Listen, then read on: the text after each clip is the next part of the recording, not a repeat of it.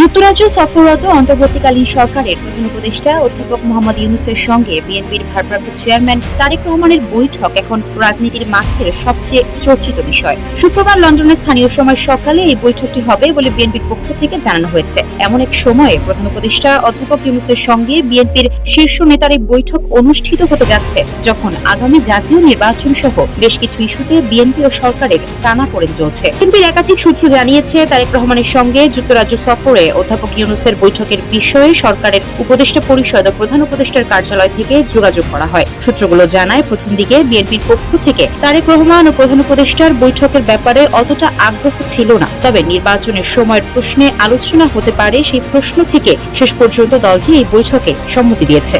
মঙ্গলবার সকালে গণমাধ্যমের সঙ্গে অনানুষ্ঠানিক এক ব্রিফিংয়ে বিএনপি মহাসচিব মির্জা ফখরুল ইসলাম আলমগীর জানান, প্রধান উপদেষ্টার সঙ্গে তারেক রহমানের এই বৈঠক বর্তমানে রাজনৈতিক প্রেক্ষাপটে একটি বড় টার্নিং পয়েন্ট হতে পারে। সম্প্রতি ঢাকা দক্ষিণ সিটিতে ইশরাক হোসেনের মেয়র পদ গুরুত্বপূর্ণ সংস্কার ইস্যুতে সরকার ও বিএনপির টানাপোড়েনের মধ্যেই পরের বছর এপ্রিলে নির্বাচনের সময়সীমা ঘোষণায় বেশ ক্ষুব্ধ প্রতিক্রিয়া দেখায় বিএনপি, যে কারণে ঈদের পর আন্দোলনের জন্য অনেকটাই মানসিকভাবে প্রস্তুতি নিচ্ছিল দলটি। পরিস্থিতির মধ্যেই প্রধান উপদেষ্টার লন্ডন সফরের দিনক্ষণ চূড়ান্ত হওয়ার পর সরকারের কয়েকজন উপদেষ্টাই প্রধান উপদেষ্টা ও তারেক রহমানের বৈঠকের বিষয়টি নিয়ে আলোচনা তোলেন। সরকারের একাধিক ঘনিষ্ঠ সূত্র জানিয়েছে, সরকারের আগ্রহের পরেই লন্ডন সফরে প্রধান উপদেষ্টার সঙ্গে বৈঠকে রাজি হন বিএনপির ভারপ্রাপ্ত চেয়ারম্যান। যদিও শুরু থেকে এই বৈঠকের ব্যাপারে দোটানায় ছিল বিএনপি, কিন্তু তারপরে ওই বৈঠকটিকে আবার আগামী দিনের রাজনীতির টার্নিং পয়েন্ট মনে করছে দলটি।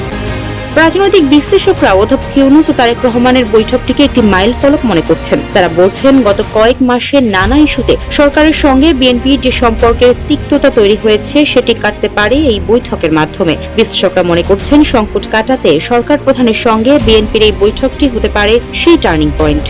রাজনৈতিক বিশ্লেষকরা অবশ্যই এই বৈঠকে নির্বাচন প্রশ্নে তৈরি হওয়া সংকট সমাধানের আশাও দেখছেন। তাদের বক্তব্য অনুযায়ী, রাজনীতিতে শেষ কথা বলে কিছুই থাকে না, রাজনীতিতে যে কোনো সম্ভাবনাই থাকে। এই বৈঠকে নির্বাচনের তারিখ নিয়ে যে সংকট রয়েছে সেটার আপাততভাবে খানিকটা নিরসনও হতে পারে, যে কারণে বিশ্লেষকরা এই বৈঠকটিকেই আগামীর রাজনীতির গতিপথ নির্ধারণী বলেই মনে করছেন।